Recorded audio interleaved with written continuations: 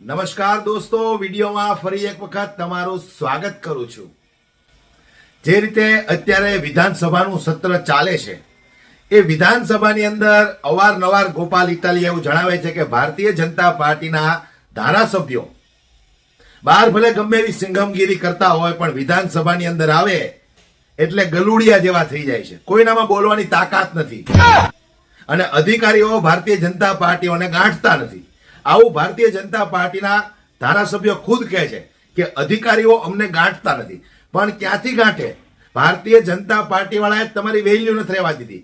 તમને જેટલું લખીને આપે એટલું તમારે બોલવાનું, બીજું કાંઈ બોલવાનું નહીં। આટલું મોટું વિધાનસભાનું સત્ર ચાલે છે, કયા ભારતીય જનતા પાર્ટીના ધારાસભ્યએ પોતાના વિસ્તારના પ્રશ્નો ઉઠાવ્યા હોય એવો એક પણ દાખલો બતાવો। કદાચ મહેજ એકાદ પ્રશ્ન ઉઠાવ્યો હોય, જનતાને સારું લાગે એટલે, જનતાને ભોળવવાની હોય એટલે, આવનારી ચૂંટણીમાં જનતાના વોટ જોઈએ એટલા માટે એકાદો પ્રશ્ન ઉઠાવ્યો હોય। બાકી એ વાત 100% સત્ય છે કે ભારતીય જનતા પાર્ટીના એકે એક ધારાસભ્ય વિધાનસભાની અંદર ગલુડિયા જેવા થઈ જાય છે। ગોપાલ ઇટાલિયા કેમ સંગીત ખુરશી વાગે એટલે ગોળ ગોળ ગોળ ગોળ દોડવા માંડવાનું, વળી પાછું સંગીત બંધ થાય એટલે બેસી જવાનું। બસ આ જ પ્રક્રિયા વિધાનસભામાં ચાલે છે। બાકી ખરેખર જનતાના જો કામ કરવા હોય, જનતા માટે કામ કરવા હોય તો એવા ઘણા બધા પ્રશ્નો છે કે જે વિધાનસભામાં તમે રજૂ કરી શકો, પણ નહીં। આ તો ભારતીય જનતા પાર્ટીના સ્ક્રિપ્ટેડ નેતાઓ છે, એટલે જેટલું એમને કહેવામાં આવે એટલું જ એમને બોલવાનું હોય છે અને બહાર બહુ મોટી મોટી હોશિયારીઓ મારતા હોય, સિંઘમગીરીઓ કરતા હોય, પણ વિધાનસભામાં જાય એટલે ચૂપ।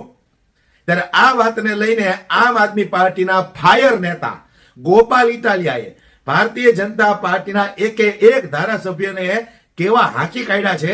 સૌથી પહેલા દોસ્તો આપણે ગોપાલ ઇટાલિયાને સાંભળવા છે। વિડીયોને ખૂબ શેર કરજો, દરેક લોકો સુધી પહોંચે એટલે દરેક જનતાને પણ ખબર પડે કે વિધાનસભાની અંદર ભારતીય જનતા પાર્ટીના દરેક ધારાસભ્યો ગલુડિયા જેવા થઈ જાય છે, કશું બોલી શકતા નથી। અને બીજી તરફ એ જ ભારતીય જનતા પાર્ટીના અમુક ધારાસભ્યો એવો આક્ષેપ લગાવે છે કે અધિકારીઓ અમારી સામા થાય છે, પણ સામા થાય જ ને।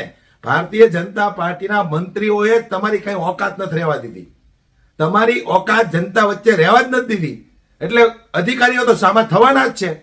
પણ દોસ્તો, જે રીતે ગોપાલ ઇટાલિયાએ એમની ભાષામાં આ ધારાસભ્યોને જે હાંકી કાઢ્યા છે, ખરેખર વિડીયો સાંભળવાની ખૂબ મજા આવશે, તમને 1 મિનિટ માટે હસવું પણ આવશે અને આમ ગણો તો વિચાર કરવા જેવું પણ છે।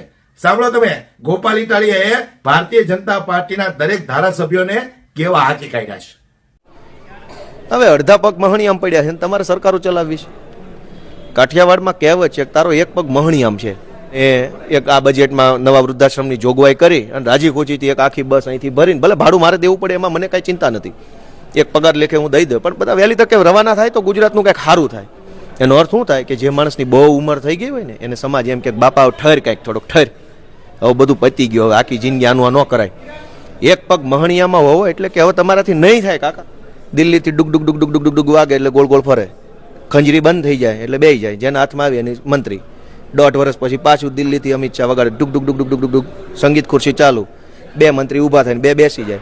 આમાં ક્યાં ધારાસભ્ય ને ક્યાં મંત્રી છે? કોઈની વેલ્યુ કાંઈ? તો આ સચિવાલય અહીંયા આ બધા સચિવો બેસે છે, રોજ આ ખેલ જોવે જ છે કે કઈ ધારાસભ્યનું કંઈ ઉપજતું નથી, તો પછી આ અધિકારીઓ ધારાસભ્યોને માન શું કામ આપે? એની પાર્ટીએ જ એની વેલ્યુ ઘટાડી દીધી છે, કોઈ માને એમ છે? તમારી પાર્ટીમાં કોઈ માનતું નથી, અધિકારી શું માનવાનો? આ હાલત છે ગુજરાતની।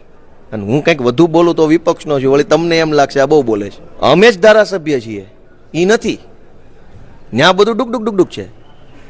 ધારાસભ્ય અહીંયા ઊભા, ચૈતર વસાવા, હેમંત ખવા, એને ધારાસભ્ય કહેવાય। હાલ્યા જતા હોય તો 4 જણા નજર પડે કે જાય સાહેબ અહીંથી કેટલા ધારાસભ્ય નીકળે તેમ ઓળખી બતાવજો। એટલે આ છોકરા ઊભા ને કોઈને પૂછો 182 લાઈનમાં બહાર કાઢો જો કોઈ ઓળખે તો। અહીંયા ગોડાઉન ભર્યું ધારાસભ્યોનું ભાજપના, વખાર દેશી ભાષા ખોટી વાતો કરે છે, કેવી રીતે બધા ઊભા થાય ત્યાં લોચા મારે, વાંચી નહીં બોલી નથી શકતા, ભાષણ તો નથી જ આપી શકતા, વાંચવાનું આપ્યું હોય ને એમાં એમ કર્યા કરે છે। પરિપત્ર કરવાનો એટલો જ ઉદ્દેશ કે દિલ કો બહેલાને કે લીએ ગાલિબ ये ખ્યાલ अच्छा है। અમારી સરકારે પરિપત્ર કર્યો છે એવું આમ મનને શાંતિ મળે, ટાઢક મળે, રાહત થાય। જખમે રૂજ મલમ આવતો પહેલાં ખબર છે, જખમો ઉપર લગાવો એટલે રૂજ આવવાનો અહેસાસ થાય, ટાટું લાગે। એમ આવો પરિપત્ર વાંચીને ભાજપના ધારાસભ્યોને ટાઢું ટાઢું લાગે, બાકી વજન ન પડે એનો કાંઈ. વડોદરાના 5 ધારાસભ્યોનો લેટર લખ્યો કે અમારું કાંઈ કોઈ મામલતદારે સાંભળતા નથી. સરકારનો પાવર ઘટ્યો, અધિકારીનો વધ્યો. ભાઈ કેમ આવું? તમારી કંપનીમાં એક ચોકીદાર 30 વર્ષ નોકરી કરે તો ચોકીદાર માલિક બની જાય ને તમે ચોકીદાર બની જાઓ, એવું બને? અહીં ઊંધું થયું છે. ચોકીદાર માલિક થઈ ગયા, માલિક ચોકીદાર થઈ ગયો છે. તમારી કંપનીમાં હું 30 વર્ષ ગેટમેન તરીકે, સિક્યુરિટી ગાર્ડ તરીકે રહ્યો ને એટલે હવે હું શેઠ થઈ ગયો. આ બંને બિલ્ડિંગો છે ને એ સચિવાલયની સેક્રેટરીએટ છે. અહીં સચિવો બેસે, એ સરકારના જનતાના નોકર છે, માલિક નથી, બોસ નથી. એને કોઈ નિર્ણય નથી લેવાનો, નિર્ણય વિધાનસભા લેશે. ધારાસભ્યો જનતા જેને મત આપે છે એ અહીંયા નિર્ણય લે છે, કાયદા બનાવે, નિયમો બનાવે, પરિપત્રો બનાવે. એનો ખાલી ને ખાલી બુદ્ધિ દોડાવ્યા વગર અમલ કરવા માટે આ બેહાડે છે. કોઈ તમારે માઇન્ડ નથી દોડાવવાનું. એના બદલે અધિકારીઓ બોસ થઈ ગયા છે, નેતા બધા ગુલામ થઈ ગયા છે ભાજપના. એટલે એમ કહેવાય છે કે ડબલ એન્જિનની સરકાર છે, પણ ડબ્બા માથે ચડી ગયા છે, એન્જિનની ઉપર ડબ્બા ચડી ગયા. એન્જિન કોણ છે? સરકાર પોતે, મુખ્યમંત્રી અને મંત્રીમંડળ. અને ડબ્બા કોણ છે? આ સચિવો, બધા ડબ્બા છે. ડબલ એન્જિન હોય તો, કેમ કે એન્જિન એટલે સરકાર આગળ ચાલે તો સરકારને આગળની પાછળ કોણ હોય? આખું સચિવાલય, આખી સરકારનું બધું બળ. અહીંયા ઊંધું થયું, ડબલ એન્જિનની સરકાર છે પણ ડબલા પાછળથી ઉપર ચડી ગયા, એન્જિન પાછળ રાખી દીધું અને ડબ્બા માથે ચડી ગયા છે. હવે આ પરિસ્થિતિમાં સરકારે મારી દ્રષ્ટિએ પરિપત્ર બહાર ન પાડવો જોઈએ, સીધું રાજીનામું જ આપી દેવું જોઈએ. હવે અમારાથી કાંઈ થાય એમ છે નહીં.